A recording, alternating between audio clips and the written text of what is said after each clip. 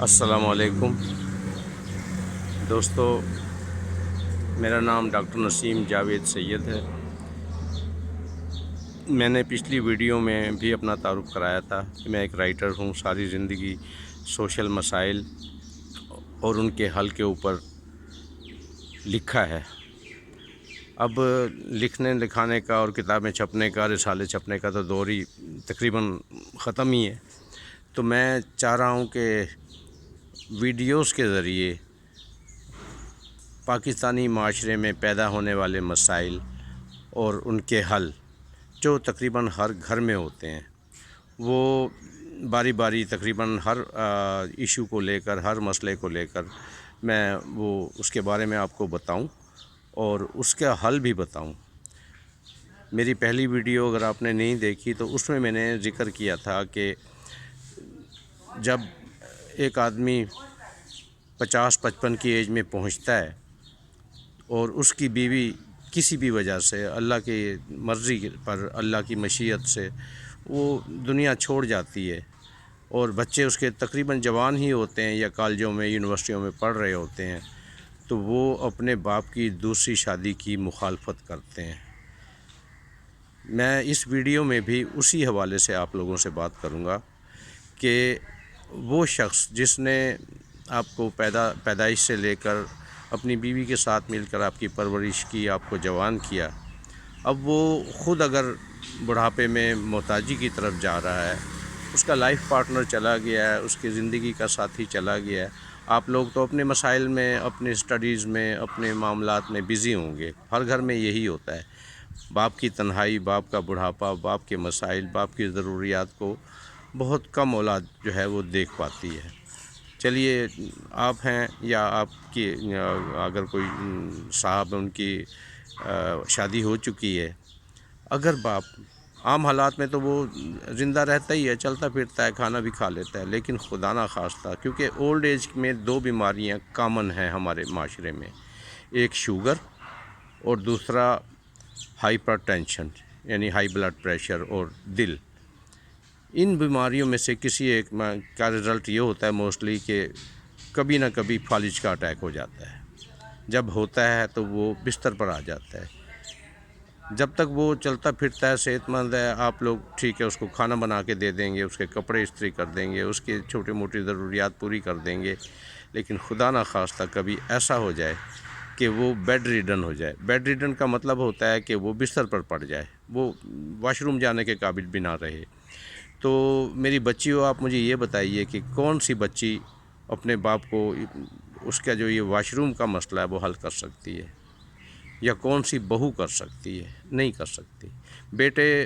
اگر یونیورسٹی میں ہیں تو پڑھنے چلے گئے، اگر جاب کر رہے ہیں تو نوکری پہ چلے گئے، اگر کاروبار کر رہے ہیں تو وہ باپ کے سرانے لگ کر نہیں بیٹھ سکتے۔ گھر میں تو بیٹھنے کا کام عورتوں کا ہی ہوتا ہے، لیکن بچیاں زیادہ تر یہ مسائل کھڑا کر دیتی ہیں،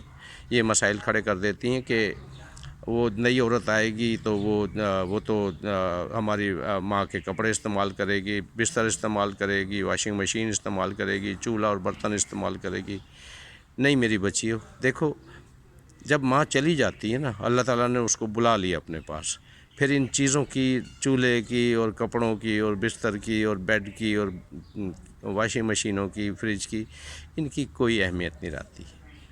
ہم نے دنیا سے خالی ہاتھ جانا ہے، اس بوڑھے باپ نے بھی خالی ہاتھ ہی جانا ہے، وہ بوڑھی والدہ بھی خالی ہاتھ چلی گئی ہے۔ جب وہ چلی گئی ہے تو اس کے لیے صرف آپ کے پاس 2 باتیں ہونی چاہیے۔ اس کے لیے دعائیں مغفرت کیجیے، جتنی کریں گی اتنی ان کو دعائیں پہنچیں گی، اتنا ہی اللہ تعالیٰ ان کے لیے اوپر آسانیاں کرے گا۔ لیکن اگر بوڑھا باپ ہے تو اس کی خدمت کریں، اور خدمت کا طریقہ میں نے آپ کو بتا دیا ہے کہ اس کو تنہائی کا مسئلہ ہوتا ہے، اس کے مسائل ہوتے ہیں۔ میں یہ بھی نہیں کہہ رہا کہ آپ اس کے لیے کوئی 18 سال کی کم سن بچی لے آئیں یا کوئی دنیا کی خوبصورت ترین عورت لے آئیں، نہیں۔ صرف دیکھیے، ہر گھر میں آپ کو بوڑھی بیوائیں ملیں گی، بوڑھی کنواریاں ملیں گی۔ آپ اپنے والد کی ایج کے حساب سے 40-45 سال سے اوپر تک کی کوئی بھی خاتون تلاش کریں اور مل جائیں گی، اس کی شادی کر کے لے آئیں۔ اس کو بے شک ماں نہ کہیں، وہ آپ کی ماں نہیں ہے، ہم بھی مانتے ہیں، دنیا مانتی ہے، معاشرہ بھی یہی کہتا ہے، لیکن ہے تو وہ باپ کی بیوی نا، رشتہ تو ماں کا ہی ہے، لیکن آپ عموماً میں نے دیکھا ہے کہ اس کو جوان بچے ماں کہنے میں گھبراتے ہیں، وہ کہتے ہیں یہ کہاں سے ماں بن کے آ گئی، ہماری ماں تو فوت ہو گئی ہے۔ آپ نہ کہیں اس کو ماں، آپ اس کو اگر ایج کا کافی ڈفرینس ہے تو اس کو آنٹی کہیے، اگر تھوڑا ڈفرینس ہے تو اس کو باجی کہیے، اس کو رسپیکٹ دیجیے، اس کا احترام کیجیے، اس سے محبت کیجیے، اس کو پیار دیجیے۔ دیکھیے محبت وہ چیز ہے کہ آپ اس سے جانوروں کو متی کر لیتے ہیں، اپنا اطاعت گزار جانوروں کو بنا لیتے ہیں۔ آپ کسی بلی کو 4 دن کھانا ڈالیں، وہ آپ کے پیروں میں لوٹنا شروع ہو جاتی ہے۔ تو وہ تو انسان ہے، عورت ہے، تو اور وہ سمجھتی ہے، ظاہر ہے اگر اس عمر پہ پہنچی ہے تو وہ بھی اولاد کا دکھ بھگت رہی ہے۔ آپ اس کو اولاد ہی بن کے دکھائیے، بے شک پکارنے میں آپ اس کو آنٹی کہیں یا باجی کہیں،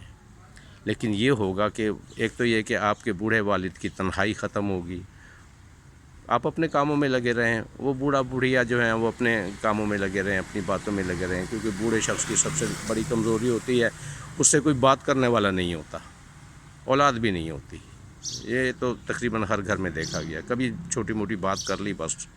ہاں جی ابا جی آپ کو فلاں چیز تو نہیں چاہیے، ابا جی میں فلاں جا رہا ہوں بازار، فلاں چیز لے آؤں، بس اس حد تک بات ہوتی ہے۔ ابا جی طبیعت کیسی ہے، اس حد تک سلام کر لیا، وعلیکم السلام۔ وہ جو اس کی تنہائی ہے، اس کے لیے اس کی جو زندگی کی ساتھی نئی ساتھی ہوگی وہی دور کرے گی، اس کے دکھ سکھ کا خیال رکھے گی، اس کی بیماری کا، اس کے کھانے پینے کا، اس کے واش رومز کا، اس کی دوائیوں کا، آپ کی ذمہ داریاں ختم ہو جائیں گی اور اللہ بھی آپ سے خوش ہوگا۔ اسی طرح سے میں ان بچوں کو بھی جو باپ کے اوپر طنز کرتے ہیں کہ جی آپ کو تو اللہ اللہ کرنے کی عمر ہے، آپ کی تو پیر قبر میں لٹکے ہوئے ہیں، آپ شادیاں کرنے کو ڈھونڈ رہے ہیں، نہیں باپ نہیں، عموماً باپ کہتے نہیں ہیں، وہ بیچارے اپنی تنہائی میں جل جل کے مرتے رہتے ہیں۔ اور عموماً یہ بھی دیکھا گیا ہے کہ بیوی کی موت کے بعد بہت سے بہت سال 2 سال کے اندر باپ بھی فوت ہو جاتا ہے، اس لیے کہ اس کی تنہائی مار دیتی ہے۔ تو میرے بچوں، آپ نے اس بات پہ غور کرنا ہے، کیونکہ آپ آج جو کچھ کریں گے اس کا پھل آپ کو آپ کی اولاد دے گی۔ آپ اچھا کریں گے، آپ کی اولاد آپ کے بڑھاپے میں اس سے زیادہ اچھا کرے گی۔ آپ برا سلوک کریں گے، انا کا مسئلہ بنائیں گے، باپ کا مذاق اڑائیں گے، وہ تو چلا ہی جائے گا، کیونکہ آپ کو اگر یہ بھی خیال کر لیں تھوڑا سا کہ اس نے آپ کو پیدائش سے لے کر پرورش کر کے اپنی بیوی کے ساتھ مل کے آپ کو پروان چڑھایا ہے اور آپ کو یہاں تک پہنچایا ہے،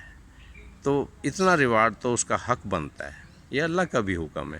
یہ میرا تو مشورہ ہے ہی ہے، لیکن اہم بات یہ ہے کہ اللہ کی نافرمانی سے آپ لوگ بچیں، ورنہ یہ دنیا ہے، اس میں آپ جو کچھ آج بوئیں گے آپ کو کاٹنا ہے، ہر حال میں کاٹنا ہے۔ آخرت کی تو اللہ جانے، اللہ تعالیٰ سب کو معاف کرے، لیکن اسی دنیا میں آپ کو وہ پھل کاٹنا ہوگا جو آپ نے بویا ہے۔ تو میرا آج اس ویڈیو کو ریلیز کرنے کا یہی مقصد تھا۔ میں انشاءاللہ وقتاً فوقتاً اور مسائل پر بھی آپ سے گفتگو کروں گا، آپ کو مشورے دوں گا، اور آپ کم از کم ایک بار یہ ویڈیو سننے اور دیکھنے کے بعد اس مشورے پر غور ضرور کیجیے گا کہ اس میں آپ کی بچت ہے، دنیا میں بھی آخرت میں بھی۔ اس میں جتنا اچھا آپ کریں گے بڑھاپے میں آپ کے ساتھ اتنا ہی اچھا کیا جائے گا، جتنا برا کریں گے اور بڑھاپے میں آپ کے ساتھ اتنا ہی برا بھی کیا جائے گا۔ یہ تو اللہ کا فیصلہ ہے، کیونکہ جو کچھ آپ بوتے ہیں وہ آپ نے ایک دن کاٹنا ہے۔ آپ کی اولاد دیکھتی رہے گی کہ میرے دادا پڑے ہوئے تھے بستر پہ اور میری ماں یا میرا باپ یہ کر رہے تھے یا میری پھوپھو یہ کر رہی تھیں، وہ سیکھتے ہیں، بچے تو ماں باپ کو دیکھ کر سیکھتے ہیں نا، وہ سیکھ لیں گے۔ اس کے بعد ان کو ذہن میں ایک بات آ جائے گی کہ جب باپ بوڑھا ہو جائے اس کو بستر میں ایک کمرے میں ڈال کے بھول جاؤ، وہ اس کا پیشاب پخانہ نکلتا رہے کپڑوں میں، جو ہوتا رہے، پیٹتا رہے، پیاسا ہے، بھوکا ہے، ٹائم ہوا تو دے دیا، موڈ ہوا تو پوچھ لیا۔ تو یہ چیزیں بے شک ہر شخص ایسا نہیں کرتا، لیکن جو مسئلہ واش روم کا ہے یہ بیٹیاں یا بہویں حل نہیں کر سکتی۔ تو اس لیے بس میرا یہی آپ سے کہنا تھا۔ میری ویڈیو کو سبسکرائب کیجیے، لائک کیجیے تاکہ آپ کو آئندہ بھی اسی طرح کے جو آپ کے گھریلو مسائل ہیں جو عموماً عام لوگوں کی ذہن میں بھی نہیں ہوتے کہ ہمارے اس ایٹیٹیوڈ سے، ہمارے اس عمل سے ہم کتنے گناہ گار ہو رہے ہیں اور ہمارے باپ کو کتنی اذیت سے گزرنا پڑ رہا ہے اور اللہ سے ہم کتنا دور ہوتے جا رہے ہیں۔ تو امید ہے آپ اس کو پرسکرائب کریں گے اور لائک کریں گے، انشاءاللہ آپ کو بھی آئندہ بھی ویڈیوز ملتی رہیں گی۔ بے حد شکریہ، اللہ حافظ۔